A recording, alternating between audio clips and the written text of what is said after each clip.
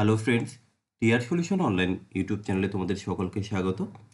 তো ফ্রেন্ডস, আজকে আমি এসএলএসটি প্রিলিমিনারি এক্সাম ওরিয়েন্টেড কিছু কোশ্চেন এখানে রেখেছি। বিশেষ করে যারা এসএলএসটি প্রিলিমিনারির জন্য প্রিপারেশান নিতে শুরু করেছো বা নেবে ভাবছো, তাদের জন্য কিছু কথা আমি এখানে শেয়ার করব। প্রথমে তোমরা অনেকেই চিন্তিত যে প্রিলিমিনারি পরীক্ষায় কি যারা আর্টস ব্যাকগ্রাউন্ড থেকে রয়েছে তাদের কি অঙ্ক করতে হবে কিনা। এখনো পর্যন্ত এটা ধরে চলো যে হ্যাঁ, তোমাদের অঙ্ক করতে হবে। তো যাই হোক, এটা নিয়ে আর নিজেদের মধ্যে বেশি ডিবেট না করে আমার মনে হয় এখন থেকেই অঙ্কের উপর একটু জোর দেওয়া বা শেখাটা খুবই জরুরি। তো তোমাদের অনেকের ক্ষেত্রে একটা প্রবলেম যে তোমরা দীর্ঘ প্রায় 8 থেকে 9 বছর পরে এখন আবার ম্যাথ শিখতে হবে। এই জন্যই তোমাদের মধ্যে একটু কৌতূহল বেশি যে আমাদেরকে এটা থাকবে কি থাকবে না, এই নিয়ে বিভিন্ন কথাবার্তা যাই হোক চলছে। তো আমি তোমাদেরকে একটাই কথা বলবো যে দীর্ঘ 8 থেকে 9 বছর পরে এসে আবার তোমাকে ম্যাথ করতে হবে বা শিখতে হবে, তার মানে এই নয় তুমি পারবে না। তোমার যে ভয়টা আছে সেটা ঠিক আছে, তার কিছু কারণও থাকতে পারে। দেখো, আসলে অঙ্কের ভয় দূর করার জন্য সবার প্রথমে যেটা দরকার যে তোমাকে একটু প্র্যাকটিস করতে হবে আর মনোবলটাকে রাখতে হবে। আমি পারবো না এটা যদি প্রথমেই বলো তাহলে শেষ। আর আরেকটা বিষয়ের উপর ডিপেন্ড করে অঙ্ক, যে একটা অঙ্ক তুমি কিভাবে শিখছো, তাই না? শেখানোর উপর কিন্তু অনেকটাই ডিপেন্ড করে সেই অঙ্কটা জটিল না সহজ।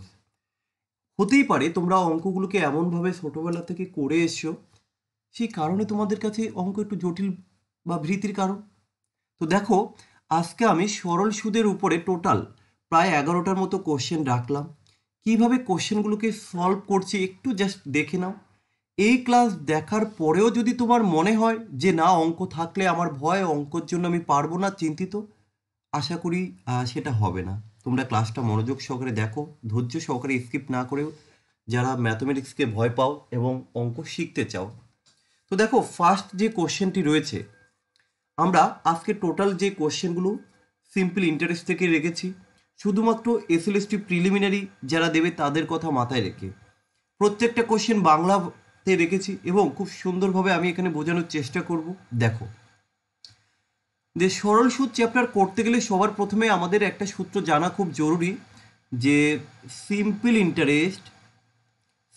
ইন্টারেস্ট ইকুয়াল টু, আমরা জানি যে পিটিআর বাই 100, যেখানে পি ইকুয়াল টু হচ্ছে প্রিন্সিপাল অর্থাৎ আসল। আমি লিখে দিই কেমন, দেখো তোমরা কতটা শিখতে পারো। আর এইভাবে যদি অঙ্ক শেখা যায় আমার মনে হয় না কারো প্রবলেম থাকতে পারে। টি ফর টাইম অর্থাৎ সময়। আচ্ছা, আর ফর রেট অফ ইন্টারেস্ট বা আমরা বলবো সুদের হার। আচ্ছা, আর কি বাকি থাকলো আমাদের? এসআই তো সরল সুদ বলে দিয়েছি। আচ্ছা চলো, আমি তা সত্য লিখে দিচ্ছি। ওকে, সিম্পল ইন্টারেস্ট বা সরল সুদ। এবার এই যে কোশ্চেনটি রয়েছে, কোশ্চেনটি আমরা পড়ব। কি বলা হয়েছে? বার্ষিক 6% হারে 2 বছরের জন্য 5200 টাকার সরল সুদ কত হবে নির্ণয় করো। তো এই কোশ্চেনটি ধরো পরীক্ষায় এসছে, তাই তো? এবার তুমি সলভ করবে কিভাবে? সরল সুদ চেয়েছে, তার সুদের একটা সূত্র আমরা জানি যে SI equal to PTR by 100। তাহলে এই সূত্র অনুযায়ী যদি আমাকে করতে হয় তাহলে আমরা পিটিআর বাই 100 লিখবো। এখানে পি কত? পি হচ্ছে 5200। টি কত? টি হচ্ছে 2 বছর। আর কত?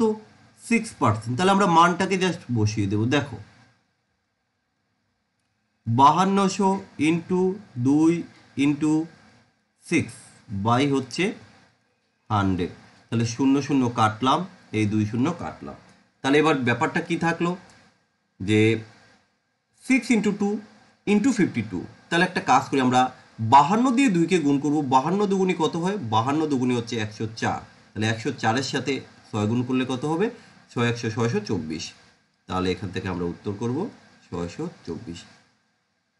এবার এই যে অঙ্কটা আমরা করলাম, এর জন্য একটা সূত্র তোমাদেরকে মনে রাখতে হয়েছে। তোমরা প্রত্যেকে এইভাবে অঙ্ক শিখে এসছো, কিন্তু আমি এর বাইরে ব্যতিক্রম তোমাদেরকে কিছু দেখাতে চাইছি। দেখো কি বিষয়টা হচ্ছে, এই যে 6%, এই 6% বলতে কি বোঝায়? দেখো, এই জায়গাগুলো আগে একটু আমাদের ক্লিয়ার রাখতে হবে। কেমন? 6% বলতে আমরা এটা বুঝি 100 টাকার জন্য বুঝবে একবার সারা জীবন অঙ্ক করে যাবে সূত্র বাদ দিয়ে। 100 টাকার জন্য 1 বছরে 6% ইন্টারেস্ট দিতে হবে, 6% বা 6 টাকা, 6 টাকা সুদ আমরা এই 6% থেকে বলতে পারি। তাহলে এখানে আমি সরল সুদের যত অঙ্ক করব প্রত্যেকটা কোশ্চেন আমি 100 টাকা প্রিন্সিপাল ধরে করব, এটা মাথায় রাখবে। আর 100 টাকা প্রিন্সিপাল ধরে যখন আমি অঙ্ক করব তখন কিন্তু এই সুদ ইকুয়াল টু PTR/100 হবে না। সুদ কিভাবে আসে দেখো, সুদ বের করব আমি কত টাকার জন্য সেটা পরের বিষয়, আমরা মোট সুদ বের করব। দেখো এবার যে ফর্মুলাটা দিচ্ছি, মোট সুদ ইকুয়াল টু, তোমরা যেটা জানো না বলে দিচ্ছি, সময় ইন্টু সুদের হার। তাহলে মোট সুদ ইকুয়াল টু আমি কি শেখালাম তোমাদেরকে, সময় ইন্টু সুদের হার। কেন? অর্থাৎ আমরা এইভাবে বলতে পারি ইন্টারেস্ট ইকুয়াল টু সময় ইকুয়াল টু টি, আর সুদের হার হচ্ছে আর। তাহলে আমরা ডাইরেক্ট এইভাবে বলতে পারতাম RT। তাহলে মনে রাখবে ইন্টারেস্ট ইকুয়াল টু RT। তাহলে RT যেরকম, যদি এরকম হয়, ধরো তোমাকে বলা হলো যে তোমাকে আমি 100 টাকা দিলাম 2 বছরের জন্য 10% দিতে, তাহলে কত টাকা সুদ হয়? তুমি বলবে RT 100 টাকার জন্য, তাহলে RT আর হচ্ছে কত এখানে 10%, সময় কত 2, তাহলে 10 দুগুণি কত 20 চলে এসছে, তাহলে 20 টাকাই তো সুদ। বোঝাতে পারলাম? এবার দেখো তাহলে কোশ্চেনটা কি করে করব। তাহলে এই যে 6% বলা হয়েছে আমরা এখানে লিখে দিয়েছি, এটা প্রত্যেকটা কোশ্চেনের ক্ষেত্রে কিন্তু এটা মনে রাখবে, পার্সেন্টেজ মিনস 100 টাকার জন্য 1 বছরে যত পার্সেন্ট বলবে তত টাকা। তাহলে এখানে 6%, অর্থাৎ আমি বলতে পারি 100 টাকার জন্য 1 বছরে আমাকে 6 টাকা দিতে হবে। কিন্তু দেখো এই কোশ্চেনে 1 বছর নয় 2 বছরের কথা বলা রয়েছে, 2 বছরের জন্য। তাহলে 1 বছরে যদি তোমাকে 6 টাকা দিতে হয়, 2 বছরে কত টাকা দেবে তুমি? 12 টাকা দেবে। ভালো করে বোঝো, 100 টাকার জন্য। তাহলে আমি কিভাবে লিখতে পারি? কোনো সূত্র দরকার নেই, 100 টাকার জন্য, বা এইভাবে লিখো, তোমার বোঝার সুবিধার্থে আমি লিখে দিচ্ছি। আসল যদি 100 টাকা হয়, সুদ হবে তখন 12 টাকা। 12 কি করে এলো বোঝা গেল? 1 বছরে তো 6 টাকা, 2 বছরে 12 টাকা। ওকে ফাইন, আর কিছু দরকার নেই। এবার কোশ্চেনে বলা হয়েছে 5200 টাকার সুদ কত হবে। আচ্ছা 100 টাকার জন্য যদি আমরা 12 টাকা সুদ পাই, এখানে আমরা বের করব 5200 টাকার জন্য কত, এটাই তো কোশ্চেন। আচ্ছা এই যে আগে 100 টাকার জন্য 12 টাকা বের করলাম, এখন 5200 টাকা, তাহলে আগের টাকার কত গুণ? আগের টাকার দেখো, আগের টাকার 52 গুণ, আগের টাকার 52 গুণ। তাহলে এই যে ইন্টারেস্টটা, এই ইন্টারেস্টটা তো 52 গুণ বেড়ে যাবে।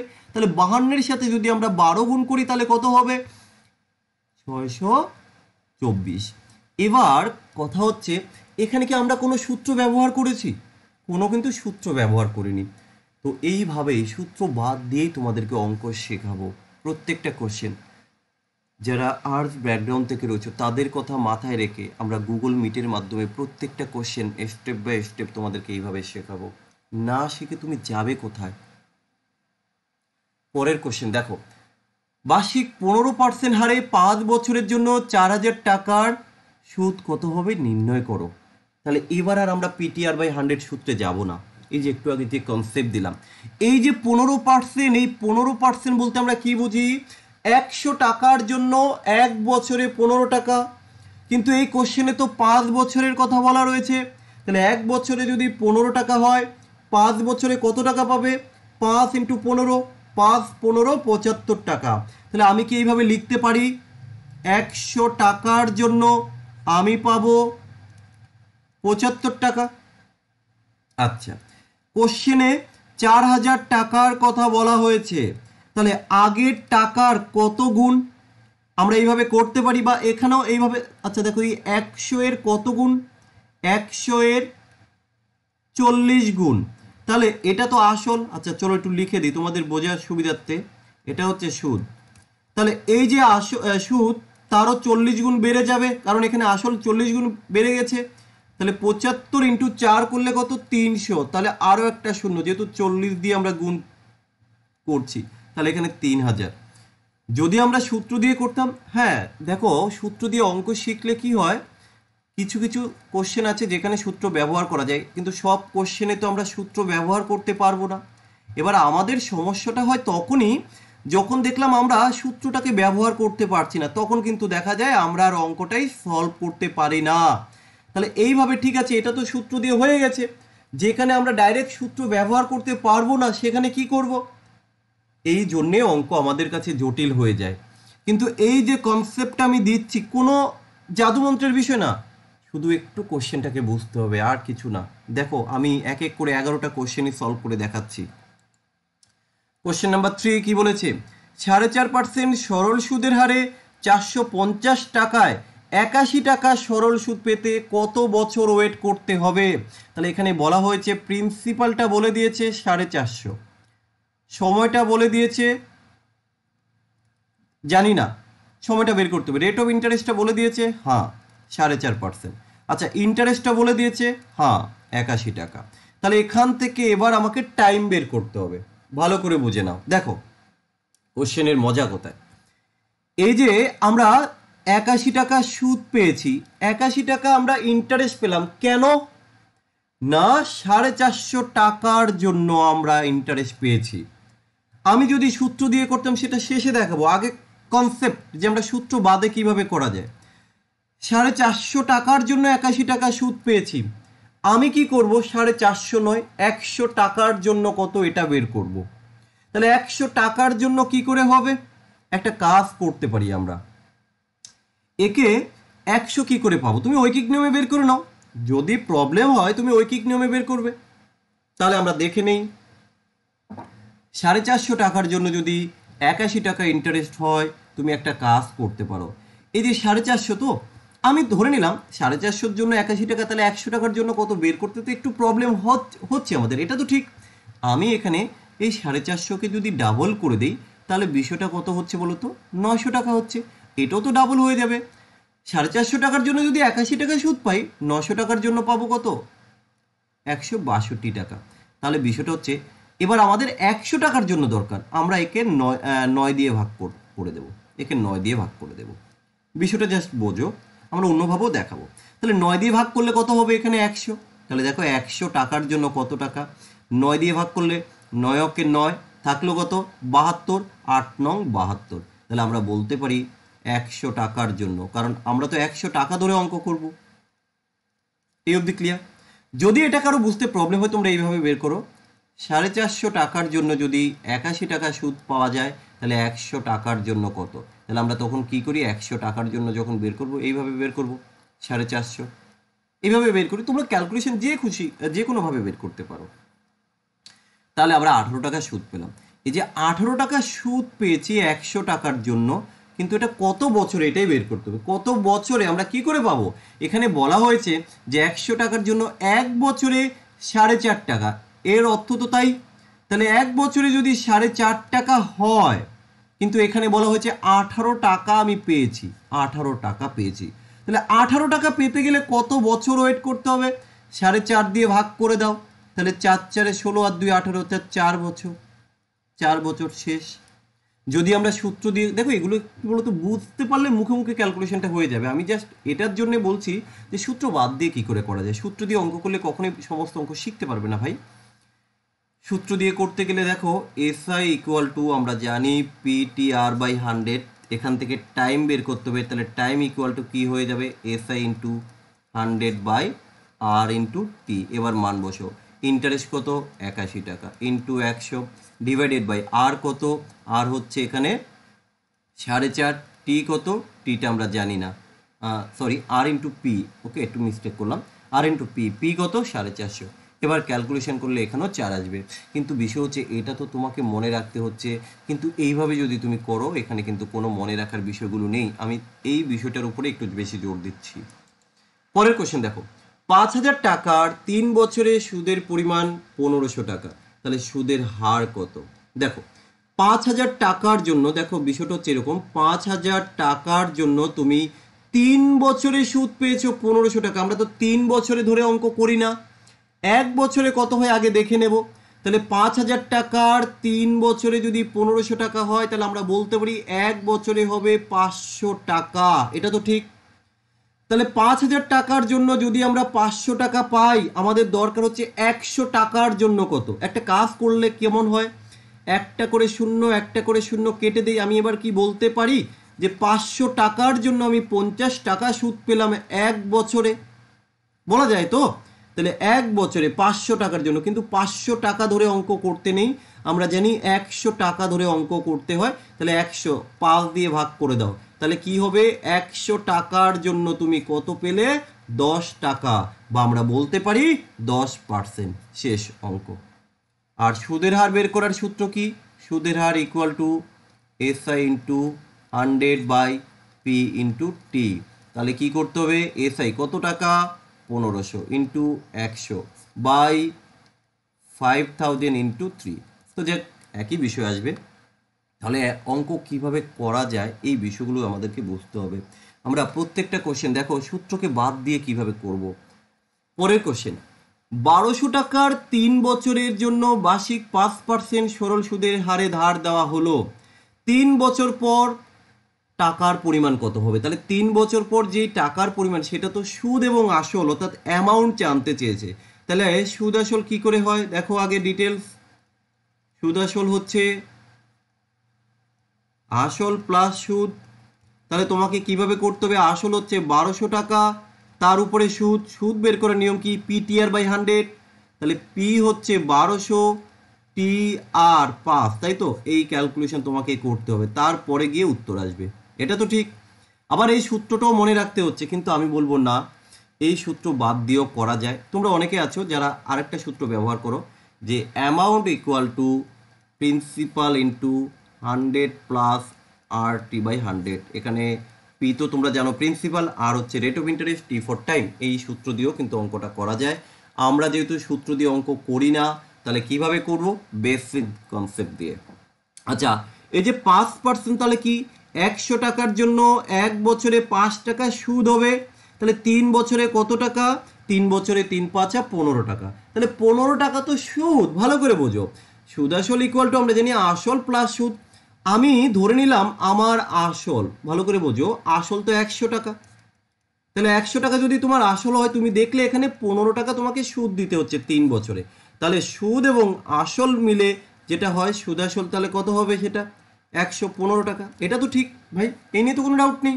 100 টাকার জন্য সুদ আসলে 115 টাকা তাকে দিতে হবে 1 বছরে। কিন্তু এখানে বলা হয়েছে, সরি 3 বছরে, 3 বছরে, কারণ আমরা 3 বছরেরটা বের করে নিলাম। এখানে 1200 টাকা বলে দিয়েছে, যে 1200 টাকার জন্য কত হবে। আচ্ছা, কি করেছি আমরা, এই 100 এর 12 গুণ করলাম, তাহলে এই টাকাটাও তো 12 গুণ বেড়ে যাবে। তাহলে 115 এর 12 গুণ কত হবে, আমাকে কি করতে হবে, গুণ করতে হবে। আমরা 115কে যদি 12 দিয়ে গুণ করি, কেমন, 115কে 12 দিয়ে গুণ করলে 1200, 12 15 180, তাহলে হচ্ছে 1380। শেষ একবারে। সূত্র কোথায় গেল, এই যে এই সূত্র দিয়ে, এই সূত্র ভাই কেন করবে তুমি। দীর্ঘ আজকে আমরা 8 থেকে 9 বছর পরে যারা সেই মাধ্যমিক দিয়ে অঙ্ক সেরে এসেছি, তাদের ক্ষেত্রে এত সূত্র মনে করে রেখে এই কয়দিনে পিটির সিলেবাস শেষ করে ভালো স্কোর করা কি সম্ভব বলো। অঙ্ক আমরা প্রত্যেকে, যাই হোক, যারা পিটি দেবো হয়তো আমাদের শিখতে হবে। আমি আবারও বলছি, এই শেখার পদ্ধতির উপরে ডিপেন্ড করবে তুমি কতটা স্কোর করতে পারছো, কতটা তুমি শিখতে পারছো, তোমার ভয় কতটা দূর হচ্ছে। বুঝতে পেরেছো। দেখো এখানে আমি একটা কোশ্চেন, আমি একটা চ্যাপ্টারের সমস্ত টাইপের কোশ্চেন কিন্তু ধরে ধরে এখানে দেখানোর চেষ্টা করছি যে কিভাবে করতে হয়। তোমরা হয়তো এটা ভাববে না যে সহজ কোশ্চেন, তাই না, প্রত্যেকটা টাইপ অফ কোশ্চেন নিয়ে আলোচনা করছি এখানে আমি। দেখো এবার কি বলেছে, কত টাকার সরল সুদে বার্ষিক 5% হারে 4 বছরে টাকার পরিমাণ 900 টাকা হবে। তাহলে টাকার পরিমাণ বলতে কি, সুদ আসলে 900 টাকা হবে, সময়টা কি 4 বছর, রেট অফ ইন্টারেস্ট কি 5 ইয়ার। তাহলে কত টাকার আসল কত জানতে চেয়েছে। এবার এখানেও অনেকে আছো তোমরা সূত্র ব্যবহার করো, কিন্তু আমি তোমাদেরকে বলবো ভাই সেই সূত্র ব্যবহার করতে তোমরা যেও না, সূত্র ভুলে যাও, বেসিক বুঝে অঙ্ক করো। কেমন বোঝো কি বলেছে। ব্যাপারটা হচ্ছে 5% বলতে 100 টাকার জন্য 1 বছরে 5 টাকা, তাহলে 4 বছরে কত টাকা হয়, 4 বছরে 4 5 20 টাকা। তাহলে 20 টাকা কি, এই যে 20 টাকা হচ্ছে তোমার সুদ। আমি আসল কিন্তু 100 ধরে অঙ্ক করি, ভালো করে বোঝো। আসল 100 টাকা, সুদ হচ্ছে 20 টাকা, তাহলে সুদ আসলে কত, 120 টাকা। এই নিয়ে কারো যদি ডাউট থাকে আমাকে বলো, আশা করি ডাউট নেই। এবার এই কোশ্চেনে বলে দেওয়া হয়েছে যে যদি সুদ আসলের পরিমাণটা 900 টাকা হয়, এই যে সুদ আসল যদি 900 টাকা হয়, এই আসল কত, এটাই তো। কি করে করব দেখো, দুভাবে করা যায়। এই শূন্য তুমি কেটে দাও, তাহলে আমরা বলতে পারি 12 টাকার জন্য 1 টাকা। যখন আসল 1 টাকা, সরি এখানে 100 হবে, একটু মিস্টেক হয়ে গেলো, সরি, আসল তো 100, তাহলে এখানে 10 পড়ে থাকবে না। ওকে, তাহলে বলতে পারি আমরা 12 টাকার জন্য 10 টাকা আসল। তাহলে 900 টাকার জন্য কত? বা এইভাবেও করতে পারতাম, এই একটা শূন্য কেটে দেব, এই একটা শূন্য কেটে দেব, তাহলে 12 এর জন্য যদি 100 হয়, 90 এর জন্য কত, ঐকিক নিয়মে বের করো। কিংবা আমরা 12 দিয়ে 90কে ভাগ করতে পারি, যে 12 এর কত গুণ 90। দুভাবে করা যায় কিন্তু, কেমন, 12 এর 90কে আমরা 12 দিয়ে যদি ভাগ করি, তাহলে কত পাবো, 7.5 পাবো, 7.5। তাহলে আমরা বলতে পারি 7.5 দিয়ে যদি গুণ করা হয়, তাহলে কিন্তু আমরা এখানেও 7.5 দিয়ে গুণ করব। তাহলে 7.5 দিয়ে 100কে গুণ করলে কত হয়, 750। যারা ক্যালকুলেশনটা বোঝেনি এখানে দেখে নাও। 120 টাকা যখন সুদ আসল, আসল 100 টাকা, যখন 1 টাকা তখন কত হবে, বাই 100, আর যখন 900 টাকা তখন কত, শেষ। তাহলে সূত্র কোথায় গেল বলো তো? যদি সূত্র দিয়ে করো, প্রিন্সিপাল ইকুয়াল টু কি হয়, অ্যামাউন্ট ইন্টু 100 বাই বাই হচ্ছে 100 প্লাস আরটি। তাহলে এই সূত্র দিয়ে অঙ্ক করার কোনো প্রয়োজন নেই, কেমন? তাহলে চেষ্টা করো তোমরা বেসিক বুঝে বুঝে অঙ্কগুলি করার। কোশ্চেন নাম্বার 7,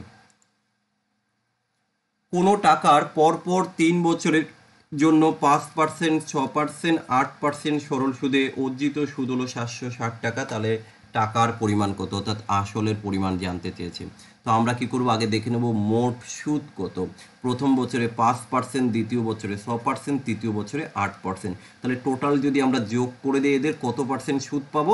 এই সুদটা কত টাকার জন্য, 100 টাকার জন্য। তাহলে আমরা এইভাবে লিখব যে 100 টাকার জন্য সুদ কত, অর্থাৎ আসল যদি আমাদের হয় 100 টাকা, আমরা কত টাকা সুদ পাবো 3 বছরে, 5 আর 6 11, 11 আর 8 কত, 11 আর 8 হচ্ছে 19 টাকা। তাহলে আমরা পেয়ে গেলাম যে সুদ 19 টাকা, আসল হচ্ছে 100 টাকা। কিন্তু এই কোশ্চেনে বলা হয়েছে যে সুদের পরিমাণ হচ্ছে 760 টাকা। তাহলে আসল কত? আমরা দেখলাম 19-এর কত গুণ, 19-এর 4, 19-এর 76, 40 গুণ। তাহলে এই 100-এর কত গুণ পাবো, 40 গুণ পাবো, অর্থাৎ 4000 টাকা হচ্ছে উত্তর, শেষ। সূত্র কোথায় গেল ভাই? কি অঙ্ক কি খুব জটিল? আমি এরপরে আরও একটা চ্যাপ্টার তোমাদেরকে করে দেখাবো, ফুল একটা চ্যাপ্টার। যে তোমরা লসাগু এবং গসাগু জানো, অনেক সময় লেগে যায়, কিন্তু আমরা দেখে দেখে প্রত্যেকটা কোশ্চেনের উত্তর বলা শেখাবো। শুধুমাত্র এই দুটো চ্যাপ্টার নয়, এইভাবে প্রত্যেকটা চ্যাপ্টার তোমাকে বেসিক থেকে গুগল মিটের মাধ্যমে আমাদের অনলাইন ব্যাচ শুরু হচ্ছে। যদি কেউ অঙ্ক, ইংলিশ এবং জিকের ক্লাস করতে চাও, অর্থাৎ প্রিলিমিনারির ফুল ক্লাস তোমরা এখানে পেয়ে যাবে। চাইলে কিন্তু তোমরা যোগাযোগ করতে পারো। ডেসক্রিপশানে আমাদের হোয়াটসঅ্যাপ গ্রুপের লিঙ্ক দেওয়া আছে, সেখানে জয়েন করে তোমরা বিস্তারিত জানতে পারবে, কেমন? আমরা পরের কোশ্চেনে যাচ্ছি। কত সময়ে বার্ষিক 8% সুদের হারে কিছু টাকা 3 গুণ হবে? তাহলে বিষয়টা বোঝো, কিছু টাকা 3 গুণ হবে, তার মানে আমি যদি ব্যাংকে 100 টাকা রাখি, তাই তো আসল যদি আমি ব্যাংকে 100 টাকা রাখি, সেই টাকাটা 3 গুণ হবে, ওরা বলে দিয়েছে। মানে 3 গুণ বলতে কি, দেখো সুদ আসলে তো 3 গুণ, টাকাটা সুদ এবং আসল মিলে 3 গুণ, তার মানে 300 টাকা হবে। তাহলে ব্যাংকে রাখলাম 100 টাকা, ব্যাংক আমাকে দিল 300 টাকা, তাহলে বাকি আমাকে ব্যাংক বেশি দিল কত টাকা, 200 টাকা বেশি দিয়েছে। এই 200 টাকা তাহলে কি, এটাই তো সুদ, আমরা বলতে পারি এটাই সুদ। তাই যদি হয়, এখানে বলা হয়েছে 8% হারে, তাহলে 8% মিনস 100 টাকার জন্য 1 বছরে 8 টাকা। তাহলে এই 200 টাকা পেতে গেলে কত বছর ওয়েট করতে হবে, আমরা 8 দিয়ে ভাগ করে দেব। 8 দুগুণে 16, 5 এটা 40, 25 বছর, শেষ। কোনো সূত্রের প্রয়োজন নেই। 4 বছরের জন্য একটি নির্দিষ্ট পরিমাণ টাকা রাখা হয়েছে। যদি সুদের হার 5% কম হয়, তাহলে 100 টাকা কম পেত। তাহলে আসলের পরিমাণ কত? দেখো, এই যে 5% কম পায়, তার মানে কি 100 টাকার জন্য 1 বছরে তিনি 5 টাকা কম পাচ্ছেন। এখানে 4 বছরের কথা বলা রয়েছে, তাহলে 4 5 20 টাকা তিনি কম পাবেন। কত টাকার জন্য 20 টাকা কম পাচ্ছে? 100 টাকার জন্য। তাহলে আমরা বলতে পারি আসল আর এটা হচ্ছে কম পান। কত টাকা কম পান? আমরা দেখলাম 5% হারে 4 বছরে 20 টাকা কম পায়। এই 20 টাকা কম পায় কখন? যখন আসল 100 টাকা। কিন্তু এই কোশ্চেনে বলে দেওয়া হয়েছে যে এখানে আসলটা হচ্ছে তিনি 100 টাকা কম পায়। তাহলে আমরা এই কমের জায়গায় লিখলাম তিনি 100 টাকা কম পাচ্ছে। তাহলে এর কত গুণ? না এর 5 গুণ। তাহলে আমরা এখানেও তো এর 5 গুণ করে দেব। তাহলে কি হবে? 5 × 100। তোমরা অনেকেই আছো যারা এই কোশ্চেনটাকে সূত্র দিয়ে করো। সূত্র দিয়ে যারা অঙ্ক করবে তাদের কিন্তু ভালো অঙ্ক শিখতে পারবে না। এই যে যাক, এটা একটা সূত্র, অনেকে ব্যবহার করো। এখানেও একটা ট্রিক্স রয়েছে, যাক আমরা এই ডিটেলসগুলো বলবো না, ডিটেলস মাথায় নিলে প্রচুর চাপ। আমি আবারও বলছি, অঙ্ক শেখার উপরে কিন্তু নির্ভর করছে তুমি কতটা ভালো স্কোর করতে পারবে। আর আরেকটা জিনিস, যে আমাদের প্রিলিমিনারিতে যে সিলেবাস, আমরা জিকে সবাই কম বেশি পড়ে নিতে পারবো। জিকের জন্য খুব একটা চিন্তা হয় না, আমরা যে যত পড়বো তত করতে পারবো। ইংলিশের ক্ষেত্রেও ভোকাবুলারির পার্ট আমাদেরকে মুখস্থ করতে হয়, সেটা কেউ মুখস্থ করে দেবে না। তাহলে ইংলিশের ক্ষেত্রে গ্রামাটিক্যালের কিছু ব্যাপার থাকে, ক্লাস প্রয়োজন হয়।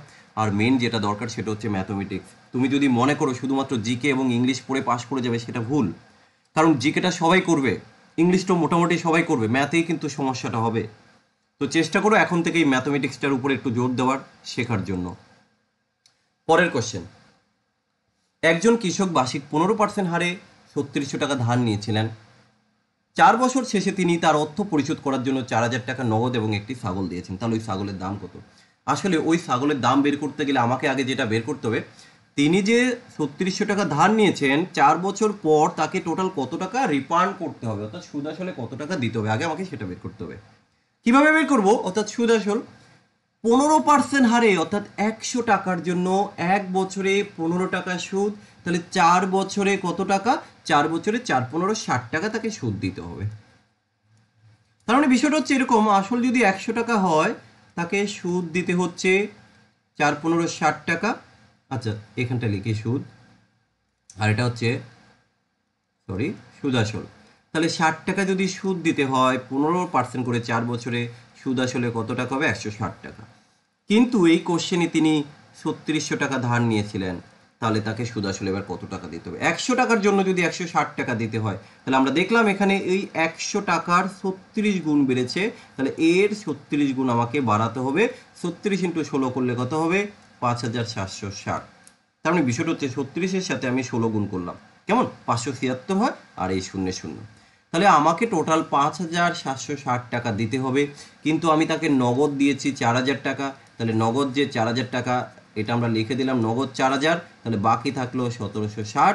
এটাই হলো আমাদের ছাগলের দাম। তাহলে কোথায় গেল সেই অ্যামাউন্ট বের করার জন্য সূত্র? কোথায় সেই সূত্র? কোথায় সেই ডিটেলস লং মেথড? কোনো প্রয়োজন নেই। বোঝাতে পেরেছি? পরের কোশ্চেন, সরল সুদের হারে 5 বছরে 2000 টাকা বৃদ্ধি পেয়ে 2600 টাকা হলো। এখন সুদের হার 3% বৃদ্ধি করা হলে টাকার পরিমাণ কত হবে? দেখো, ভালো কোশ্চেন। কোশ্চেনটা এমন যে তুমি কারো কাছ থেকে 2000 টাকা নিয়েছো, তাকে 2600 টাকা দিয়ে দিয়েছো, তাই তো? 2000 টাকা বেড়ে 2600 টাকা হচ্ছে কত বছরে? না 5 বছরে। ওকে ফাইন, ঠিক আছে। এবার বলা হয়েছে যদি সুদের হার 3% বৃদ্ধি করা হয় তাহলে টাকার পরিমাণ কত? এখন আমার কোশ্চেন হচ্ছে, এই কোশ্চেনে তো কোথাও বলা নেই আগে রেট অফ ইন্টারেস্ট কত ছিল, আগে সুদের হার কত। আগেরটা তো আমি জানি না, যে এখন 3% বাড়ালো, ঠিক আছে বাড়ালো, কিন্তু আগে কত? সুদের হার বেড়ে কত হলো? তাহলে এই কোশ্চেনে আমাকে আগে সুদের হারটা বের করতে হবে, আর এই বের করতে গেলেই অঙ্কটা জটিল হয়ে যাবে। তো আমরা সেভাবে করব না। কিভাবে করব? সূত্র বাদ দিয়ে। দেখো, 2000 টাকার জন্য 2600 টাকা হয়ে গেছে, ফাইন, ঠিক আছে। এখন শুধুমাত্র আর 3% বৃদ্ধি পেয়েছে, তাহলে 3% বাড়ার জন্য আর কত টাকা অতিরিক্ত দিতে হবে আমরা দেখে নিই। তাহলে 3% বৃদ্ধি পেল, অর্থাৎ 100 টাকার জন্য 3 টাকা বৃদ্ধি পেয়েছে 1 বছরে। তাহলে 5 বছরে কত বৃদ্ধি পাবে? 5 3 15 টাকা। 100 টাকার জন্য যদি 15 টাকা বৃদ্ধি পায়, তিনি নিয়েছিলেন কত? 2000 টাকা। দেখো, 1000 টাকা 100 টাকার জন্য যদি 15 টাকা বৃদ্ধি পায়, আমরা দেখে নেব 2000 টাকার জন্য কত, এর 20 গুণ। তাহলে এর 20 গুণ অর্থাৎ 300 টাকা বেড়ে গেছে। তাহলে তাকে আর 300 টাকা দিয়ে দাও, তাহলে শেষ। তাহলে মোট কত হবে? 2900 টাকা। এই যে option number B is the right answer. তাহলে আশা করি তোমরা বুঝতে পেরেছো।